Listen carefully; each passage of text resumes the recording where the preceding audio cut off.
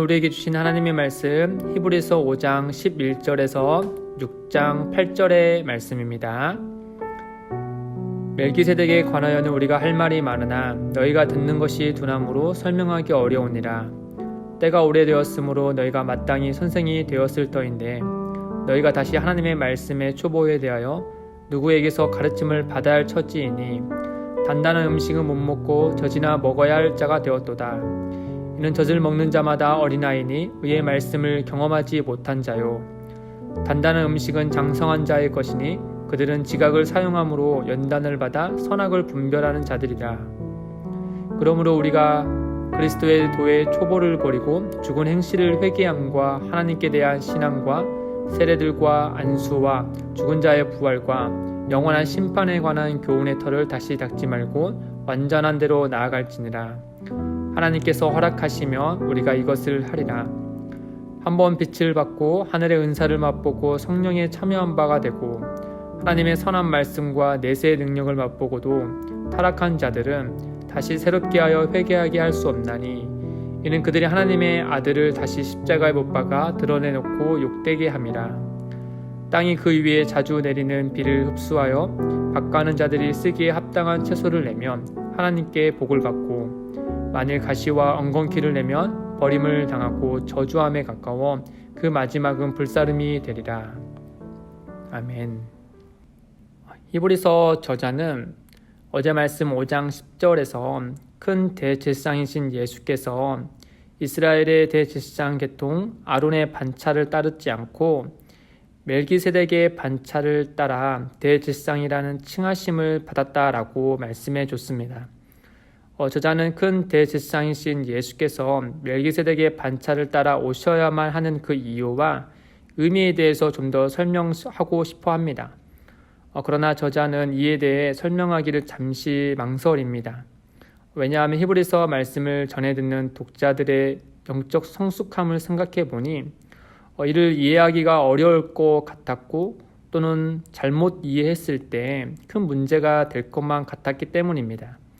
그래서 저자는 멜기세덱에 대해서 설명을 나중에 7장에서 할 것이지만 그에 앞서 오늘 본문에서는 영적 수준에 대한 하나의 질책과 또 이어서 성숙함을 위한 권면을 말씀해 주고 있습니다.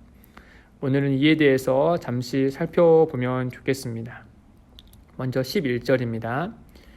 멜기세덱에 관하여는 우리가 할 말이 많으나 너희가 듣는 것이 둔함으로 설명하기 어려우니라.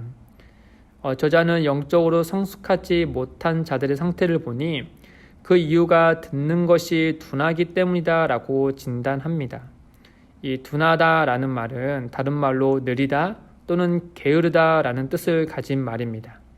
히브리서 6장 12절에는 같은 단어를 게으르다 라고 사용했습니다.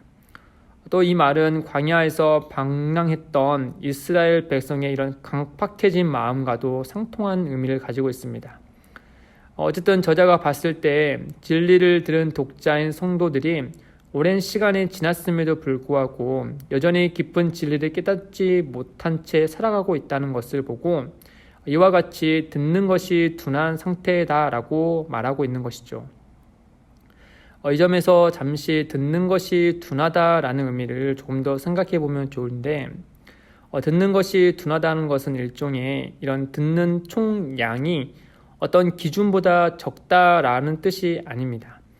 이와 달리 듣는 것이 둔하다라는 것은 듣기만 할 뿐 깨닫지 못한 상태를 가리키는 것이죠. 그런데 왜 깨닫지 못하는가를 생각해 보면 어떤 신체적이고 물리적인 한계 때문이 아니라 일종의 게으름 때문이라는 점을 발견하게 됩니다. 즉 하나님의 말씀을 듣는 것에만 익숙할 뿐 그 이상을 하지 않는 게으름이죠. 자리에 앉아서 말씀을 듣고 동의하는 것에만 그칠 뿐 그 말씀이 참으로 그러한가 또는 그 말씀이 내게 직접적으로 요구하는 것은 무엇인가 또 그 말씀대로 사는 것은 과연 무엇인가 하는 태도를 가지고 직접 그 말씀을 살아내야 하지만 이 일을 하지 않는 그런 게으름을 말하는 것이죠. 이와 달리 사도행전에 등장하는 베레아 사람들이 하나님의 말씀을 대하는 태도를 한번 보시면 좋겠습니다. 사도행전 17장 11절에 베레아에 있는 사람들은 데살로니가에 있는 사람들보다 더 너그러워서 간절한 마음으로 말씀을 받고 이것이 그러한가 하여 날마다 성경을 상고하므로, 이 진리의 말씀이 정말 그러한가 하며 날마다 성경을 상고했습니다. 즉 꼼꼼히 따져서 검토하고 연구했다라는 뜻이죠. 왜 이렇게 꼼꼼하게 따져서 검토하고 연구했겠습니까? 이 진리가 거짓이라는 것을 밝히기 위해서 그랬을까요? 전혀 아니죠. 그와 반대로 이 진리를 따라 살기 위해서 그렇게 상고한 것입니다. 진리는 참 단순하고 단단하죠. 그러나 그 진리를 우리의 삶에 적용하고 살아내려면 그 진리를 깊이 있게 들여다보는 일을 해야만 합니다. 이 깊이 있게 들여다보는 일, 이 과정이 참 중요합니다. 이러한 진리를 상고하는 과정 없이 진리를 살아내려고 하면 그저 피상적으로만 진리를 따르는 이 바리새인들과 종교 지도자들과 같은 이들이 되고 말죠. 따라서 참된 그리스도인들은 진리를 듣는 것에만 그칠 것이 아니라 그 진리가 나의 삶을 형성해 가도록 해야 합니다. 이를 위해 날마다 우리는 진리의 영이신 성령님의 도우심을 구하여 말씀을 들여다봐야 하죠. 그리고 성령님의 도우심을 힘입어 우리 자신을 연단해야 됩니다. 즉 진리로 삶을 형성하도록 훈련하고 습관화해야 한다는 말씀이죠. 그런 점에서 바울은 디모데에게 이렇게 말씀했습니다. 디모데전서 4장 7절입니다. 망령되고 허탄한 신화를 버리고 경건에 이르도록 내 자신을 연단하라. 망령되고 허탄한 신화를 버리기 위해서는 진리를 알아야 하고 또 이 진리를 듣고 아는 것에 그치면 안 되고 삶으로 진리로 살아내도록 연단하는 것이 필요하다라고 하는 것이죠. 이것을 곧 경건이라고 말하는 것입니다. 이렇게 진리의 말씀을 우리의 삶으로 살아낼 때 더 이상 이 진리는 교회나 서재에서 귀로 듣고 눈으로 보고 동의하는 정도의 것이 아니라 우리의 삶에서 살아 숨쉬며 능력의 말씀이란 사실을 우리가 온몸으로 경험하게 됩니다. 살아낼 때 경험하게 되는 놀라운 은혜죠. 이런 점에서 히브리서 저자는 영적으로 미성숙한 자들을 가리켜 의의 말씀을 경험하지 못한 자라고 진단합니다. 듣지 못하는 자가 아니라 경험하지 못한 자라고 분명히 말씀해주고 있죠. 13절입니다. 이는 젖을 먹는 자마다 어린아이니 의의 말씀을 경험하지 못한 자요. 즉 주의 말씀을 듣긴 듣되 경험하지 못한 자들이죠. 이 말을 역으로 추적하면 경험하지 못한 이유는 진리를 살아내려고 하지 않았기 때문이고 진리를 살아내려고 하지 않은 이유는 듣기만 할 뿐 정말 그러한가 하며 상고하여 묵상하지 않았기 때문이며 이는 곧 성도로서 가져야 할 마땅한 자세를 저버린 이 둔한 게으른 탓이라고 말씀하는 것입니다. 이와 반대로 진리를 민감하게 듣고 반응하여 삶으로 살아내는 자들을 가리켜서 저자는 단단한 음식을 먹을 수 있는 장성한 자라고 말씀합니다. 14절입니다.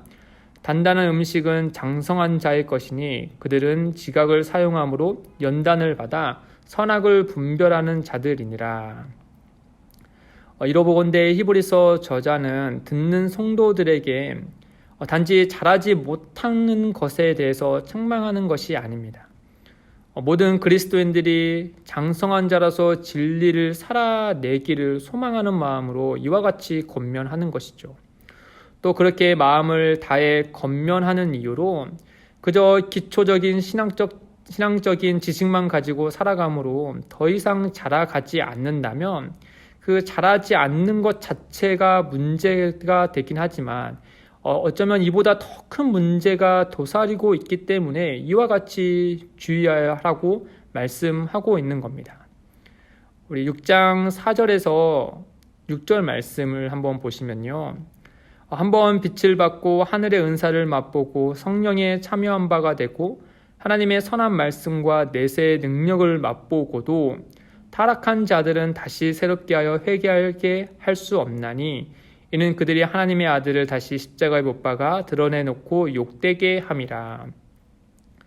굉장히 두렵고 떨리는 말씀인데 진리를 따라 살아가지 않고 그저 듣는 것으로만 그칠 뿐 거기에 안주하고 있게 된다면 더 이상 돌이킬 수 없는 지경에 이를 수 있다라고 이와 같이 말씀하고 있는 겁니다. 이 말씀을 좀 더 신중하게 살펴봐야 하지만 먼저 이 성경의 전체적인 맥락에서 구원을 이야기할 때 구원은 전적으로 하나님의 은혜로 된 것이다라는 점을 기억해야 됩니다. 따라서 우리의 행위가 아닌 하나님의 전적인 은혜로 구원받은 성도는 절대로 구원에서 떨어질 수 없습니다. 왜냐하면 변함없이 신실하신 하나님께서 그렇게 약속하셨기 때문이고 또한 성도는 예수 그리스도 안에 연합되어 있는 존재들이며 또한 성령 하나님께서 우리를 보증하고 계시기 때문입니다.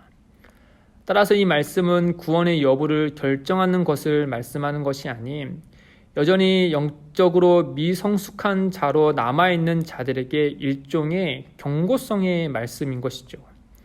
조금 더 생각해보면 진리를 듣긴 들어도 살아내려고 하지 않는 사람들은 진심으로 그 진리를 믿는 자들인지 아닌지에 대해서 어쩌면 좀 합리적인 의심을 해볼 필요가 있다는 점을 우리는 같이 생각해 봐야 합니다.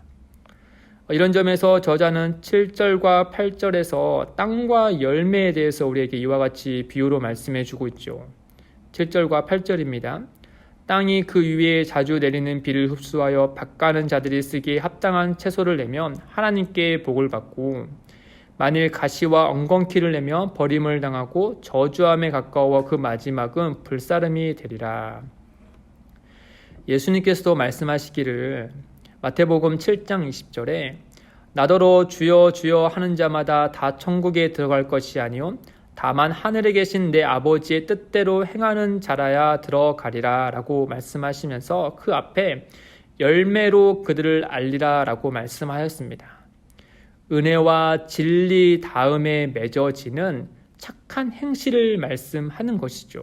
선악을 분별하여서 살아갈 수 있는 그 행함을 말씀하고 있는 것입니다.